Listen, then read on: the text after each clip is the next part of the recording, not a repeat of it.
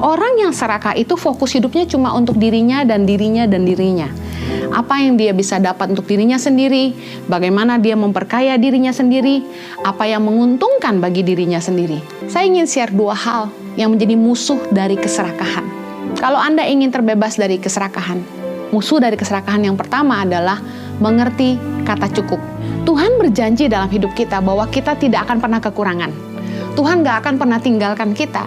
Kita harus belajar berkata cukup untuk diri kita sendiri, supaya kita bisa punya lebih buat orang lain. Seperti yang saya tulis dalam buku saya, Knowing Enough.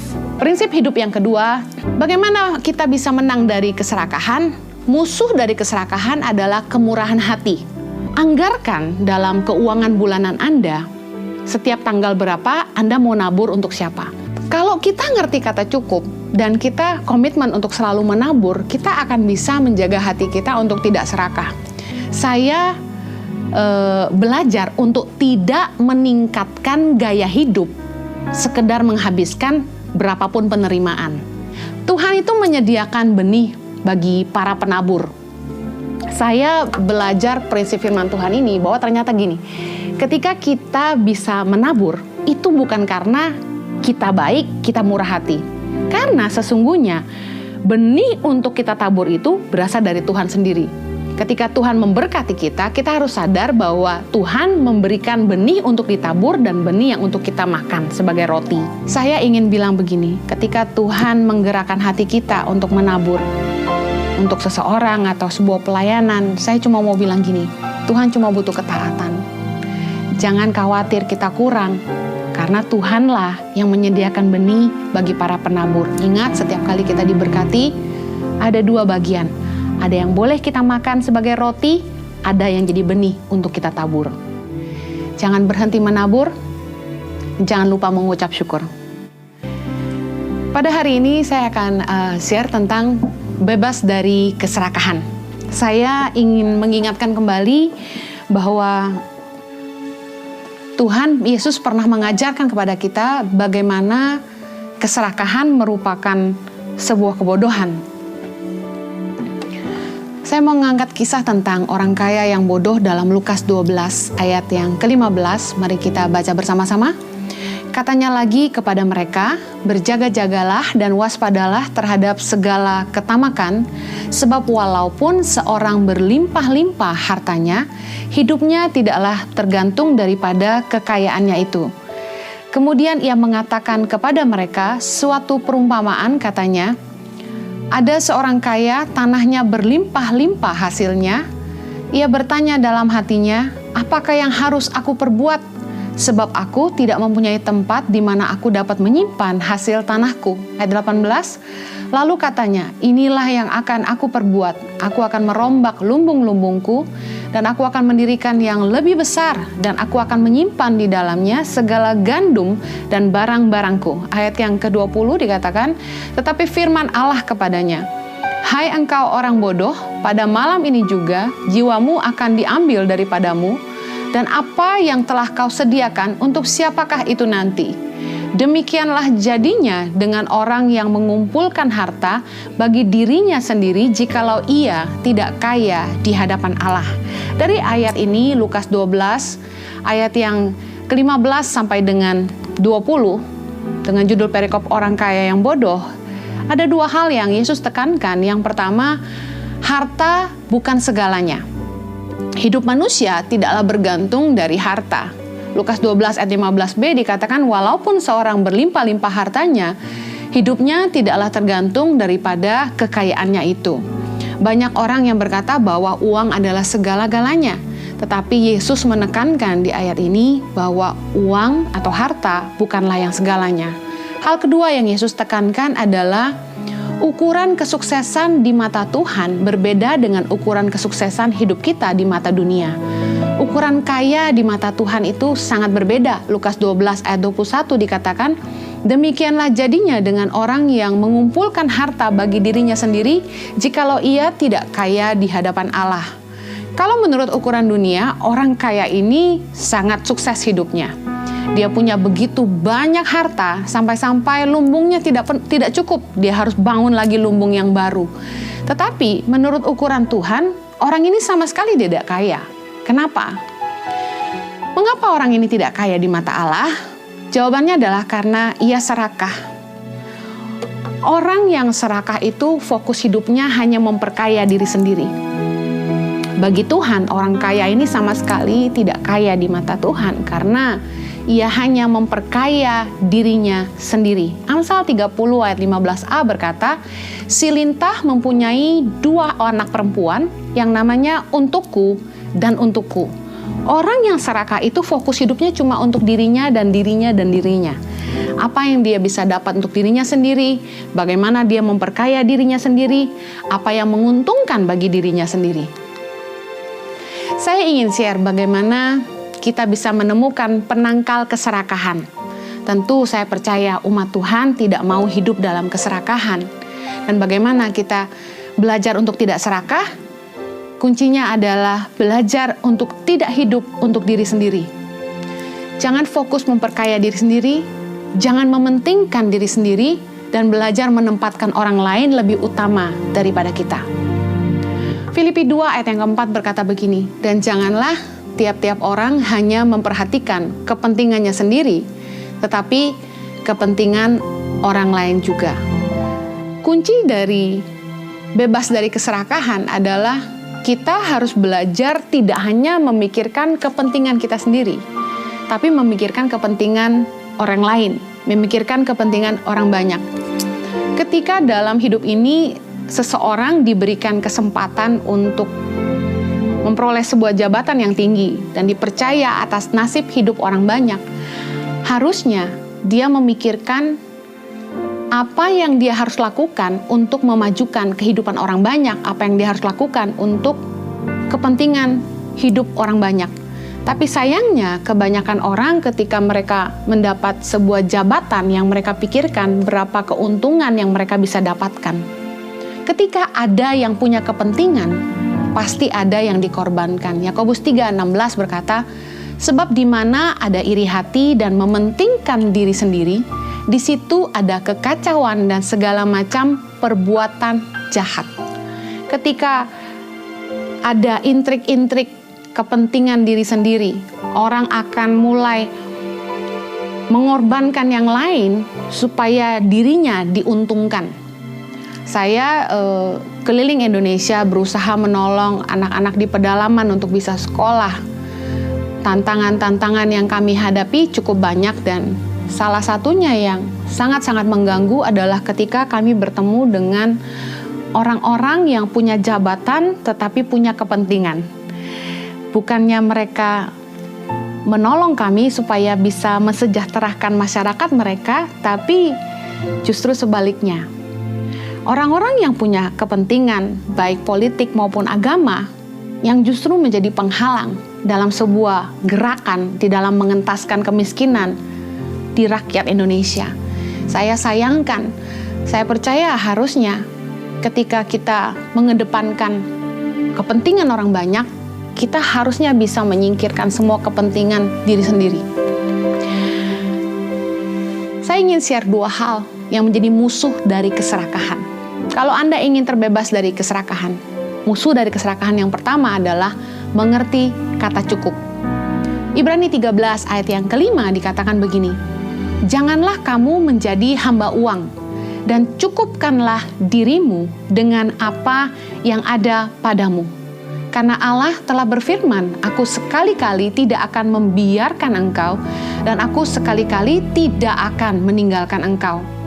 Tuhan berjanji dalam hidup kita bahwa kita tidak akan pernah kekurangan. Tuhan gak akan pernah tinggalkan kita.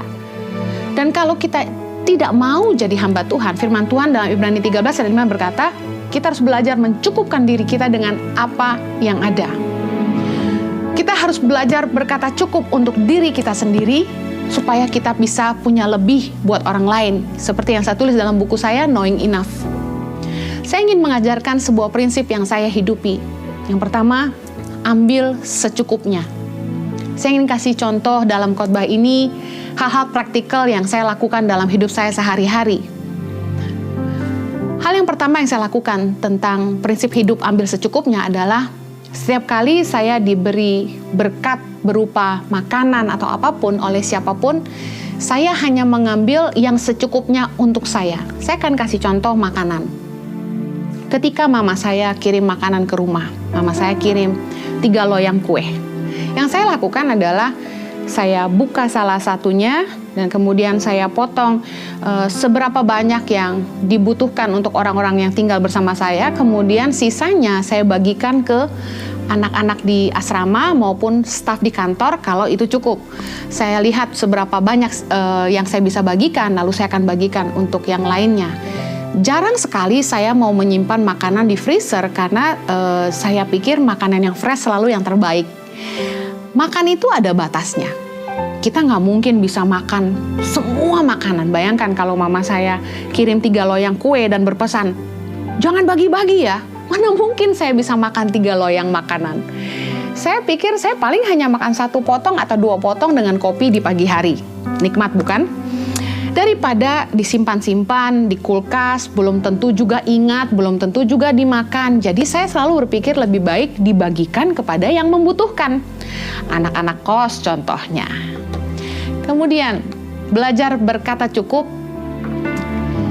Prinsip hidup saya tentang mengambil yang secukupnya adalah setiap kali saya menerima kado dari siapapun, kalau saya melihat bahwa kado yang diberikan itu saya tidak butuh, saya akan menyimpannya dalam keadaan baru, supaya sewaktu-waktu saya bisa memberikan kepada siapapun yang butuh.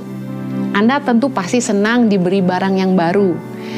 Oh Bu Heni, barang yang dikasih yang murah-murah. Oh tidak, yang dibutuhkan atau tidak. Meskipun tas itu bermerek, kalau saya rasa saya tidak butuh, saya akan simpan dan bagikan ke staf-staf saya. Mungkin jadi kado buat hari ulang tahun mereka. Kalau Anda ingin hemat, sebenarnya Anda tidak harus selalu membeli kado. Dengan menyisihkan berkat-berkat yang Anda terima, sehingga seandainya Anda tidak mau pakai, Anda bisa simpan dalam keadaan baru dan Anda bisa berikan kepada orang lain yang lebih butuh. Anda juga akan menghemat juga. Ambil secukupnya. Yang berikutnya adalah, saya percaya Anda pernah lihat ketika anak-anak kecil dibawa makan bersama-sama satu meja, mereka biasanya cenderung mengambil makanan yang mereka suka banyak-banyak. Misalnya contoh, udang telur asin. Karena mereka suka udang, mereka akan ambil banyak-banyak taruh di piringnya. Nah, saya dari anak-anak saya kecil, saya sudah mendidik mereka ini bahwa mereka tidak boleh mengambil semuanya, mereka hanya boleh ngambil secukupnya supaya yang lain kebagian. Ketika anak-anak saya dan lazimnya anak kecil lainnya berkata, "Mama, nanti saya kehabisan." Saya selalu bilang gini, "Kalau habis, Mama pesan lagi." Kita perlu sekali mendidik anak-anak kita dari kecil untuk tidak serakah. Itu salah satunya ketika makan bersama dengan orang banyak, sekalipun kita suka, jangan ambil banyak-banyak. Sisakan untuk orang lain juga.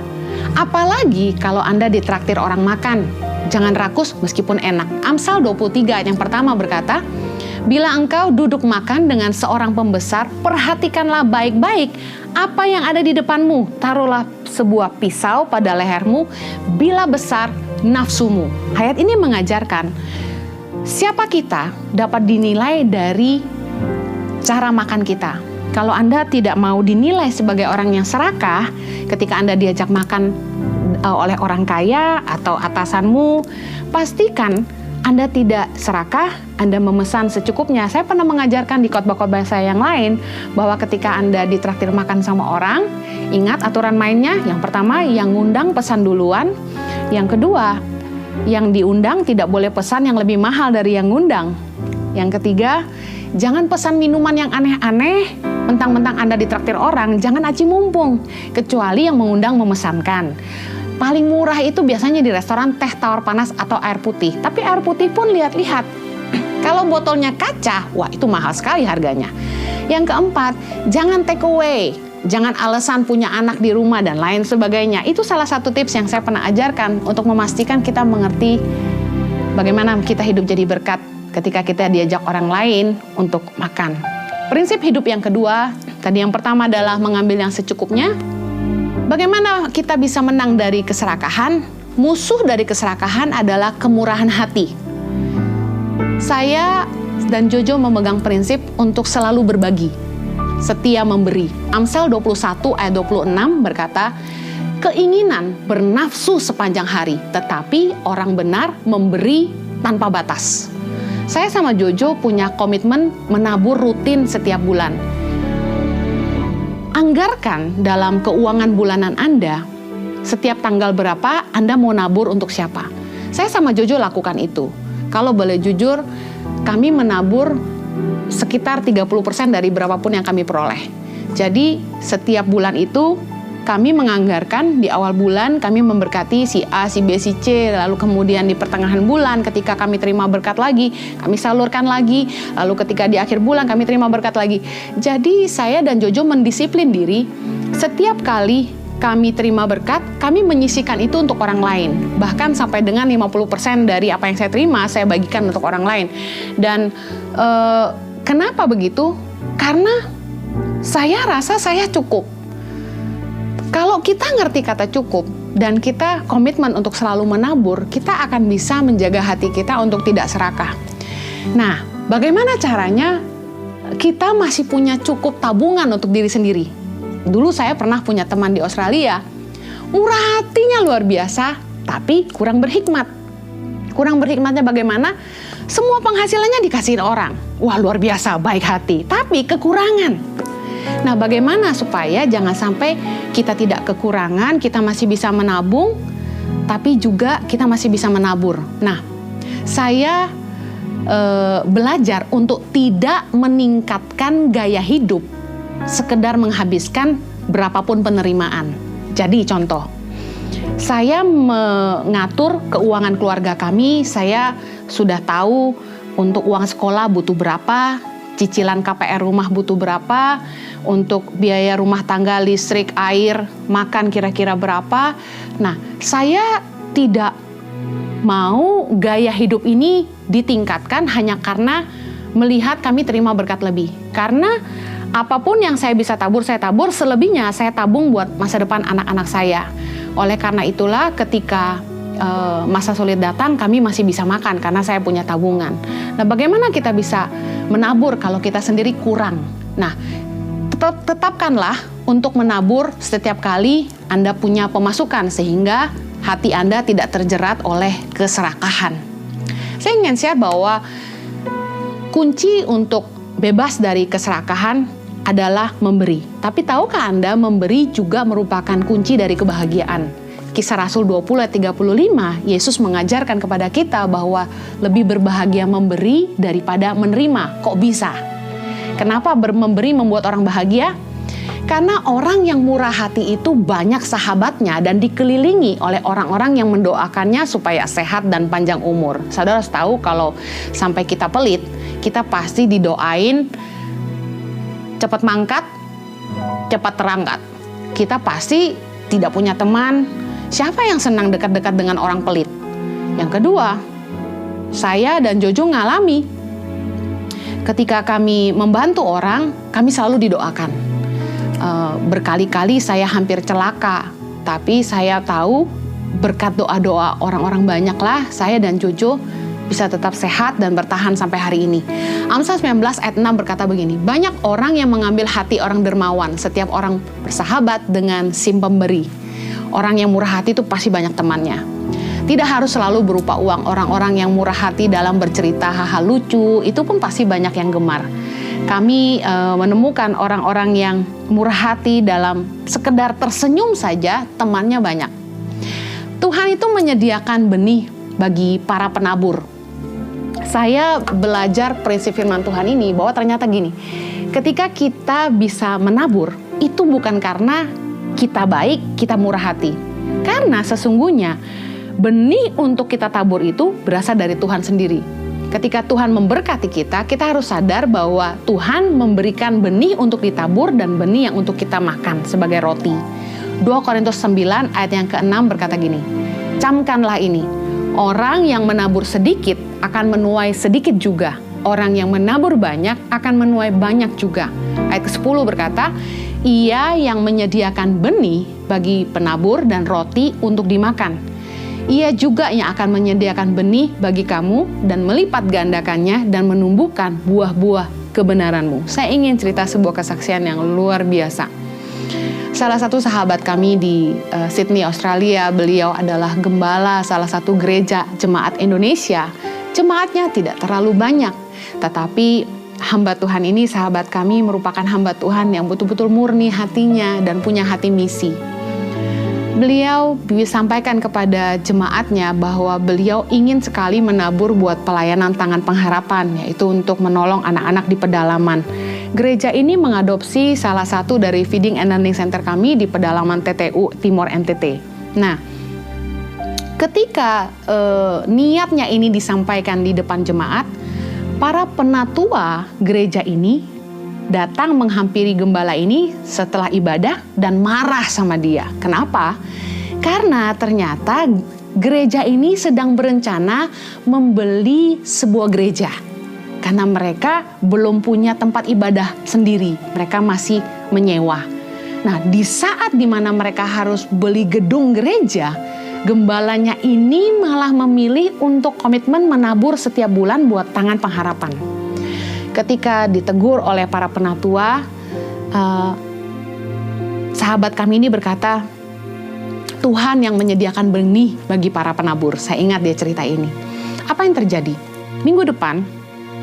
Minggu depannya, sepasang suami istri mendatangi beliau dan berkata begini, Pak, Tuhan buat mujizat dalam hidup kami. Padahal kami sudah komitmen, kalaupun harus rugi, ya sudahlah. Tapi kalau Tuhan tolong, kami mau pakai ini untuk pelayanan misi. Dan luar biasa sekali, Tuhan tolong suami istri ini dan mereka bisa mendapat pertolongan Tuhan, uang mereka kembali yang seharusnya hilang. Nah, mereka datang ke gembalanya dan berkata ingin menabur ke Tangan Pengharapan melalui gerejanya karena mereka mendengar gembalanya berniat menabur setiap bulan untuk pelayanan Tangan Pengharapan. Keinginan dari gembala yang menabur untuk pelayanan misi melalui Tangan Pengharapan malah ternyata membuat gereja ini tidak harus keluar uang apa-apa, karena suami istri ini yang akhirnya menaburkan dana itu di muka. Tuhan yang menyediakan benih bagi para penabur. Dan luar biasanya, suami istri ini komitmen dengan dana support 5 tahun. Saya ingin bilang begini, ketika Tuhan menggerakkan hati kita untuk menabur, untuk seseorang atau sebuah pelayanan, saya cuma mau bilang gini, Tuhan cuma butuh ketaatan. Jangan khawatir kita kurang, karena Tuhanlah yang menyediakan benih bagi para penabur. Ingat, setiap kali kita diberkati, ada 2 bagian. Ada yang boleh kita makan sebagai roti, ada yang jadi benih untuk kita tabur. Saya ingin tutup dengan ayat 1 Timotius 6 ayat 17. Peringatkanlah kepada orang-orang kaya di dunia ini, agar mereka jangan tinggi hati dan jangan berharap pada sesuatu yang tak tentu seperti kekayaan, melainkan pada Allah yang dalam kekayaannya memberikan kepada kita segala sesuatu untuk dinikmati. Peringatkanlah agar mereka itu berbuat baik, menjadi kaya dalam kebajikan, suka memberi dan membagi, dan dengan demikian mengumpulkan suatu harta sebagai dasar yang baik bagi dirinya di waktu yang akan datang untuk mencapai hidup yang sebenarnya. Pandemi berbicara banyak buat kita semua, bahwa harta tidak bisa dipegang. Jangan berharap pada sesuatu yang tak tentu seperti kekayaan, kata firman Tuhan. Hari ini banyak orang kaya yang mengalami kesusahan. Tapi jangan patah semangat, jangan patah arang. Tahukah Anda bahwa firman Tuhan mengajar kita supaya kita berbagi, kita memberi, dan kaya dalam kebajikan. Karena itulah yang akan kita tuai dalam kekekalan nanti. Hidup di bumi ini sementara, tidak ada yang bisa kita bawa mati. Apa saja yang Anda tabur di dalam hidup ini, itu yang akan Anda tuai di dalam kekekalan nanti. Jangan berhenti menabur, jangan lupa mengucap syukur.